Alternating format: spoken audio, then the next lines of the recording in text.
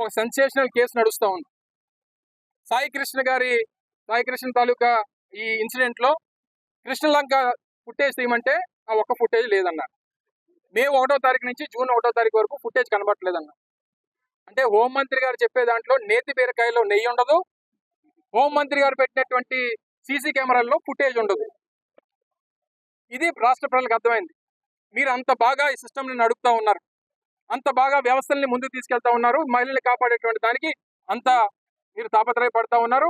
అన్ని విషయాలు point to point అనవసరంగా నాతో పెట్టుకునేటువంటి కార్యక్రమం చేశారు.